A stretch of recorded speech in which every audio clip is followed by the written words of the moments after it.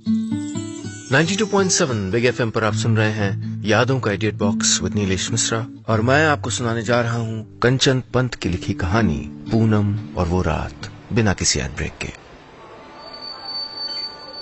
बुढ़ाती शाम का वक्त था जब किसी थके मुसाफिर की तरह हांफती हुई मेरी ट्रेन याद शहर रेलवे स्टेशन पर रुकी।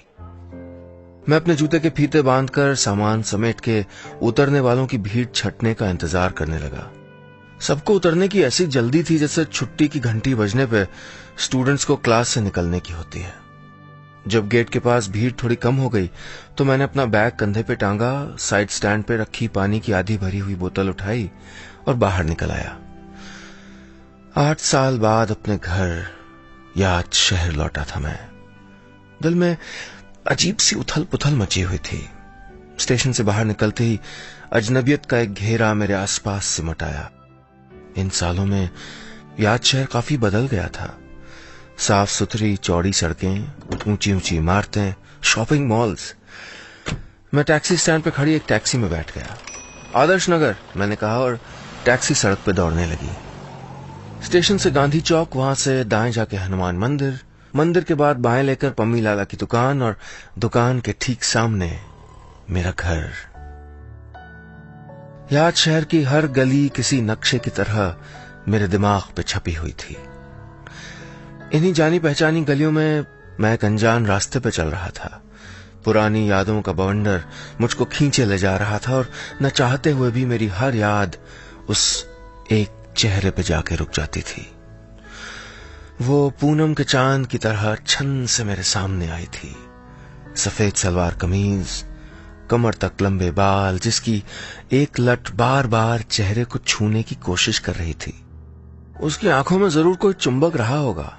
गाय जैसी बड़ी बड़ी उन आंखों में जमाने भर का कौतूहल था। पिछले आधे घंटे में मैं कई बार चोरी छुपे उसकी ओर देख चुका था। पूनम, यही नाम बताया था शर्मा अंकल ने उसका। वो हमारे पड़ोसी शर्मा अंकल के किसी दोस्त की बेटी थी। एमए करने याद शहर आई थी और अब 2 साल उन्हीं के घर में रुकने वाली थी।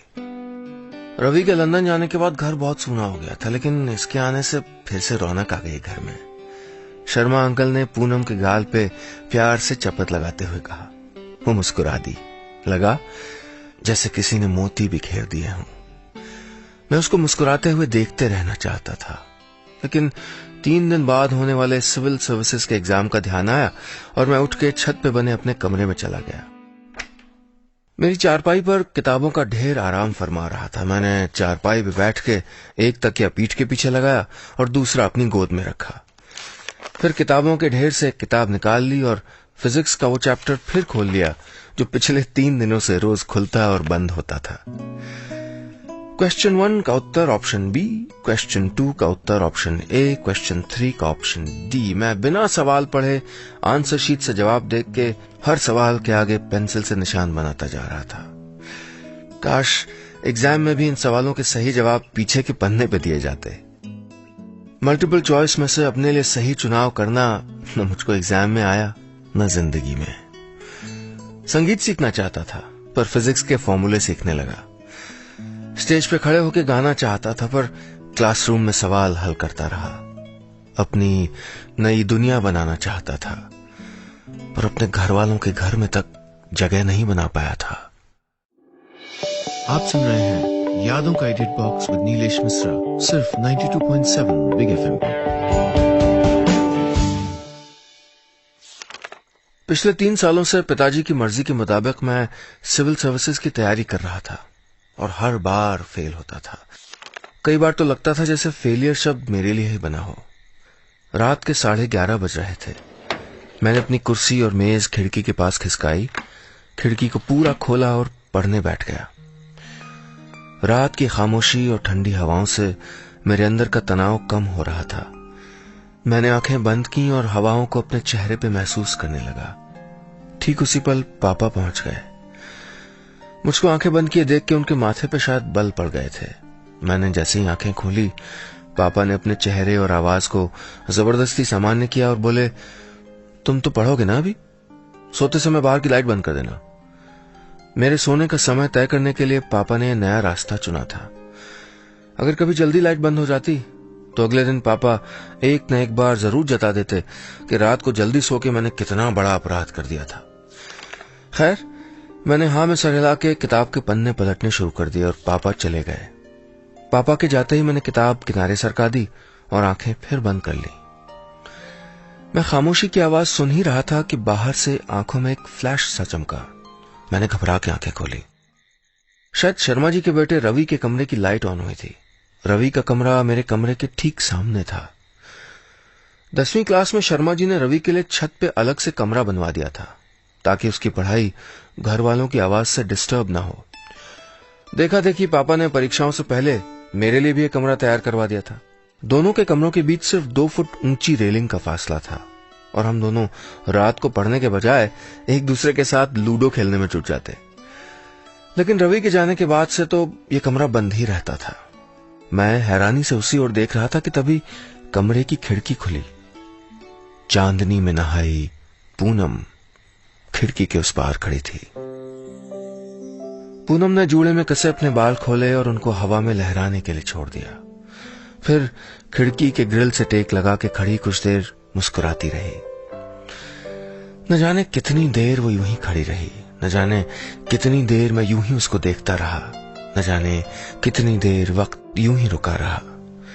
फिर उसकी नजर मुझ पे पड़ी और वो झेप गई। झेप मैं भी गया था। उसने जल्दी से खुद को छुपा लेना चाहा। खिड़की बंद करते करते वो एक पल को रुकी, फिर मेरी ओर देख के धीरे से मुस्कुराई। जवाब में मैं भी मुस्कुराया। फिर खिड़की बंद हो गई।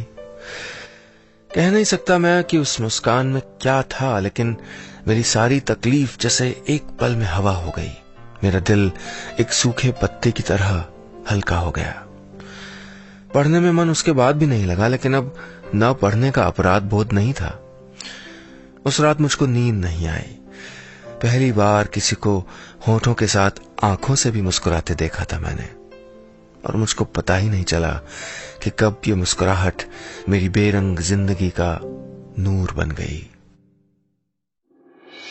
आप सुन रहे हैं यादों का edit box with Nilesh Mishra, सिर्फ 92.7 बिग एफएम पे। पूनम और मेरे कमरे के बीच सिर्फ 20 कदमों और 2 फुट ऊंची रेलिंग थी, पर हम दोनों के बीच सदियों लंबा फासला था। वो फासला जिसको पार करके उसके नजदीक जाने की ना तो मुझ में ताब थी, न ही हिम्मत। 2 महीने हो चुके थे, लेकिन हमारी पहचान बल्ब की रोशनी में खिड़की के शीशे पे उभरने वाली उसकी परछाई और कभी कभी एक दूसरे को देख के मुस्कुरा देने से आगे नहीं बढ़ पाई थी। एक रोज देर रात तक पूनम के कमरे की लाइट नहीं जली। मैंने मेज पे रखी अलार्म घड़ी पे नजर डाली। 12 बज चुके थे। रोज 11 बजते बजते पूनम अपना दूध का ग्लास लेके कमरे में आ ही जाती थी। मैं फिक्र से घिरा हुआ अपने बिस्तर पे लेट गया। जरा सी आहट होती तो मुझको लगता कि पूनम ही है, और मैं बिस्तर से उठ के खिड़की के पास चला जाता, लेकिन पूनम के कमरे की लाइट नहीं जली। फिर अगली रात, उसकी अगली रात और उससे भी अगली रात पूनम के कमरे में अंधेरा छाया रहा। उसके कमरे का अंधेरा शायद मेरे अंदर तक बैठ चुका था। दिन गुजर रहे थे और मेरा दिल हर दिन एक नए तूफान से घिरा हुआ मिलता। सिविल सर्विसेज की पढ़ाई के दिन भी नजदीक आते जा रहे थे, लेकिन पढ़ाई से मेरा दूर दूर तक नाता नहीं था। अब तो न पढ़ने के लिए मेरे पास एक बहाना भी था, पूनम। हफ्ते भर बाद एक रात में बिस्तर पे करवटें बदल रहा था, तभी बाहर खिड़की पे रोशनी ने दस्तक दी और झप से बुझ गई। मेरा वहम होगा, मैंने सोचा, लेकिन फ्लैश फिर चमका और तब तक चमकता रहा जब तक मैं उठ के खिड़की के पास नहीं पहुंच गया। इतने दिनों बाद आज फिर पूनम की रात थी। पूनम अपनी खिड़की पे खड़ी होके बगल की दीवार पे लगा स्विच ऑन ऑफ कर रही थी। मुझको खिड़की के पास खड़ा देखा तो उसने स्विच से हाथ हटा लिया और मुझको देख के मुस्कुरा दी। उस रोज हमने इशारों की एक नई भाषा बना ली थी। हम दोनों खामोश खड़े थे और दिल बातें कर रहे थे।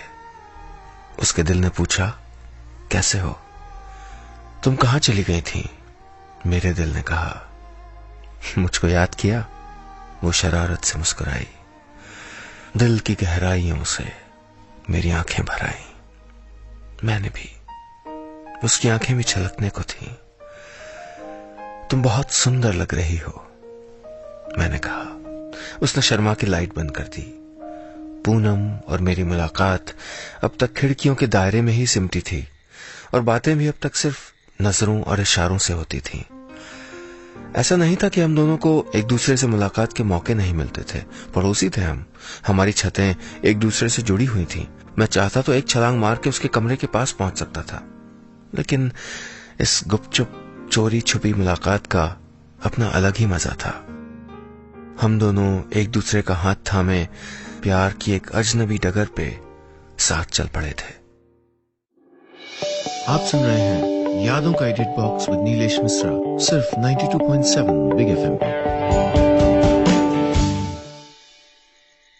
उस रोज अमावस की रात थी। चारों ओर घुप अंधेरा था। पिताजी भी और दिनों के मुकाबले थोड़ा जल्दी सो गए थे। कोई 10:30 बज रहा होगा जब पूनम ने अपने कमरे की लाइट जला बुझा के मुझको मेरी खिड़की के पास बुलाया।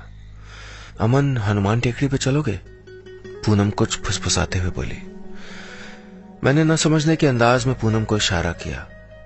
हनुमान टेकड़ी? पूनम ने हाथ से हनुमान टेकड़ी की ओर इशारा करते हुए कहा। पूनम ने पहली बार मुझसे कोई बात की थी, वो भी ऐसी बात जो मैं चाह के भी नहीं मान सकता था। दिसंबर का महीना, अमावस की रात, नीचे कमरे में सोए खुफिया पुलिस जैसे पिताजी। ऐसे में हनुमान टेकड़ी जाने की सोचना भी मुमकिन नहीं था। चलो ना अमन, प्लीज। पूनम अपनी खिड़की से निकल के रेलिंग के पास चली आई थी। इतनी रात को हनुमान टेकड़ी पे क्या करोगी? मैंने पूछा। सुना है रात को हनुमान टेकड़ी से याद शहर बहुत अच्छा दिखता है। मुझको जाना है अमन, अभी जाना है, प्लीज चलो। पूनम बच्चों की तरह मचलने लगी। पूनम का यह बचपना मुझको अंदर तक गुदगुदा रहा था। मैं ये सोच के हवा में उड़ रहा था कि पूनम कितने अधिकार से मुझको हनुमान टेकड़ी चलने की जिद कर रही है। पता नहीं क्या था उस पल में जो मेरे दिल से पिताजी का डर निकल गया और मैं दीवार फांदता हुआ शर्मा अंकल की छत पे पहुंच गया। फिर वहां से पूनम का हाथ पकड़ के सीढ़ियों से होता हुआ हनुमान टेकड़ी के रास्ते पर। करीब करीब पूरी रात हम हनुमान टेकड़ी पर बैठे चमचमाते याद शहर को देखते रहे। दिल में एक डर था, अंधेरे का, पिताजी का, समाज का। लेकिन इस तरह पूनम के साथ खामोशी से दुनिया को नए ढंग से देखने का अनुभव भी नया था। जब हम घर लौटे तो करीब करीब सुबह हो चुकी थी। गेट फांद के मैं घर के अंदर घुसा। रात भर से जल रही बाहर की लाइट ऑफ की, अपने कमरे में जाके सो गया। उस दिन सुबह उठा तो पिताजी कुछ खुश लग रहे थे। कल लगता है बहुत पढ़ाई की, देर तक लाइट जल रही थी। पिताजी ने सब्जी का डोंगा मेरी ओर बढ़ाते हुए कहा। पिताजी, मैं सिविल का एग्जाम नहीं दे रहा हूं। मैं आज से अपने दोस्त का बैंड ज्वाइन कर रहा हूं। मुझको सिंगर बनना है, मैंने कहा। मेरे इस ऐलान से पिताजी बेहद नाराज हुए। कुछ दिनों तक घर में स्थायी रूप से तनाव फैला रहा, लेकिन मैंने अपने दोस्त के बैंड में गाना शुरू कर दिया। मैं महीने में 3-4 शो ही कर पाता था। पैसे भी ज्यादा नहीं मिल रहे थे, लेकिन जो सुकून था वो लाल बत्ती वाली गाड़ी में बैठने से बहुत ज्यादा था। 2-3 महीने बीतते बीतते मुझको बाहर से गाने के ऑफर भी आने लगे थे और उस दिन पहली बार एक शो के 10,000 रुपए मिले थे। मैं पूनम को बताने के लिए बेसब्री से रात का इंतजार करने लगा। मेरी पहली बड़ी कमाई, पूरे 10,000 रुपए। पूनम उम्मीद के मुताबिक खुश हुई। फिर उसने नोटों की गड्डी में से 1000 के 5 नोट निकाले और बोली, ये तुम्हारी गृहस्थी के लिए, बाकी तुम रख लो। मतलब? मैंने पूछा। मतलब ये कि हम दोनों जब अपनी गृहस्थी की शुरुआत करेंगे तो इन पैसों की जरूरत पड़ेगी। अब से हर महीने कुछ रुपए मेरे पास जमा करते जाओ, बाद में काम आएंगे, पूनम ने मुस्कुराते हुए कहा। मैं हैरानी से उस लड़की को देखने लगा। वो लड़की जो कभी आधी रात को हनुमान टेकड़ी चलने की सनक पाल लेती है तो कभी एक सयानी औरत की तरह बर्ताव करने लगती है। पूनम मेरे लिए किसी रहस्य की तरह थी। जब जब मुझको लगता मैं उसको समझने लगा हूं, वो उतनी ही अजनबी हो जाती थी। आप सुन रहे हैं यादों का edit box with Nilesh Mishra सिर्फ 92.7 बिग एफएम पे।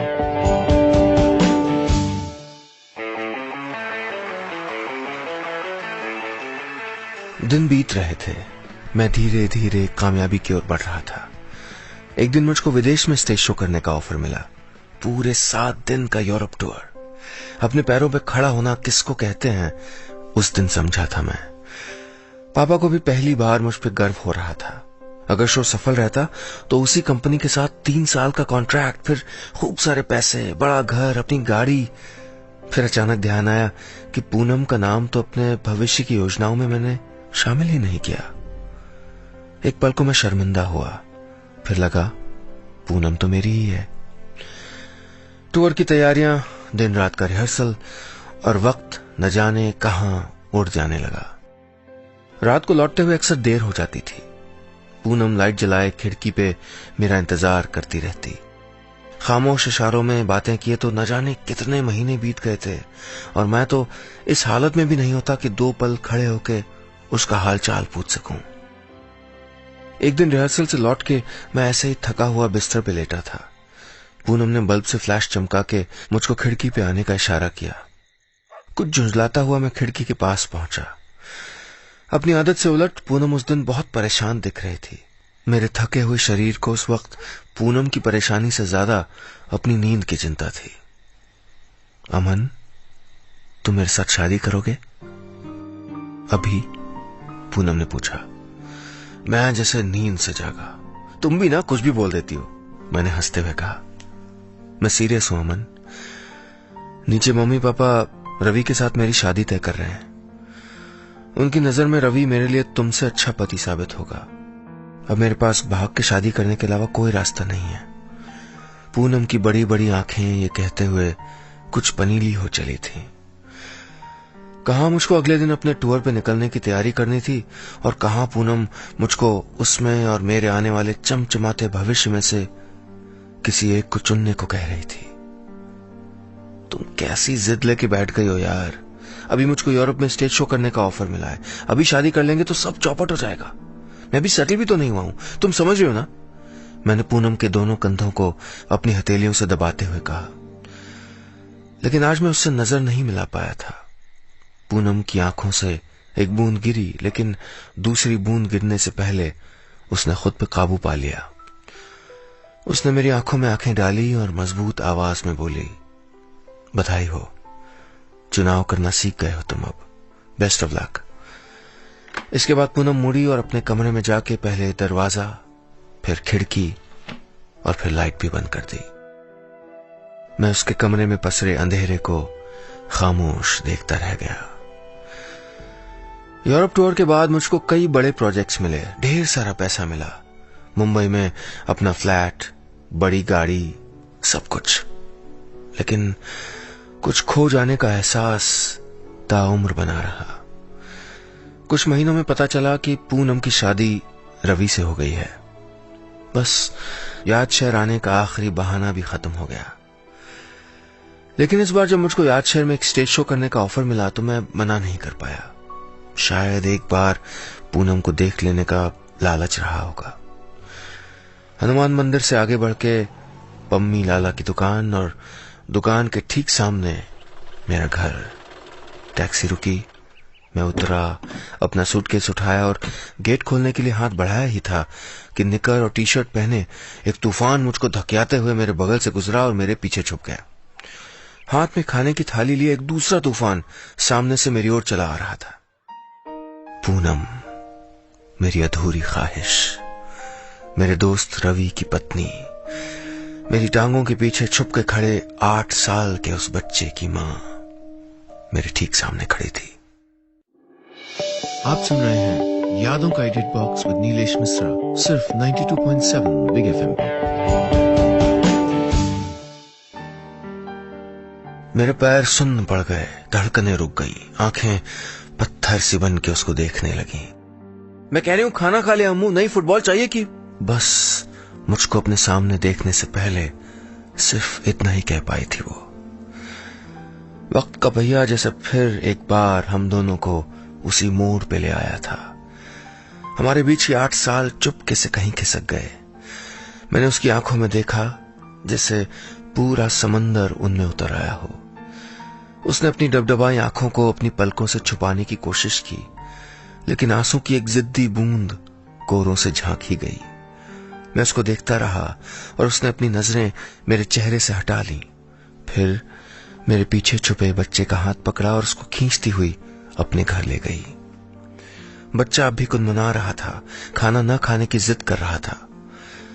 मेरी नजरों से ओझल होने से पहले पूनम ने एक बार फिर मुझको मुड़ मुड़ के देखा था, फिर दरवाजा खोल के अंदर चली गई। मैं काफी देर तक गेट के पास पागलों की तरह खड़ा रहा, फिर अपने भारी भरकम बैग और उससे भी भारी अपने मन को घसीटता हुआ अंदर चला गया। घर पे अब कोई नहीं रहता था। सोफे, बिस्तर, कुर्सी मेज को धूल से बचाने के लिए बिछाई हुई चादरें घर की मनहूसियत को और भी बढ़ा रही थी। मैंने अपना बैग सोफे के पास छोड़ा और सीधे अपने कमरे में चला गया। बिस्तर पे लेटे हुए घंटों हो गए थे मुझको। रात हो गई थी और मुझको इतना भी होश नहीं था कि ऑर्गेनाइजर्स को बता दूं कि मैं यार्ड शहर पहुंच गया हूं। मैं लेटा हुआ अपनी तन्हाई को सहला रहा था कि तभी सामने की खिड़की से बिजली का फ्लैश चमका। 8 साल बाद मैं चौंक गया। खिड़की के पास पहुंचा तो देखा कि पूनम उसी खिड़की पे खड़े होके बल्ब जला बुझा रही थी, ठीक वैसे ही जैसे 8 साल पहले किया करती थी। मुझको देख के स्विच से उसका हाथ हट गया। कैसी हो? मेरे दिल ने पूछा। तुम कैसे हो? उसका जवाब आया। मुझको याद किया, मेरी आंखें भर आईं। उसने जवाब नहीं दिया। वो कुछ सोच रही थी। मैं उसकी ओर देखता रहा। हनुमान टेकड़ी चलोगे? उसने इशारे से पूछा। उसकी ख्वाहिश को मैं टाल सकता था भला?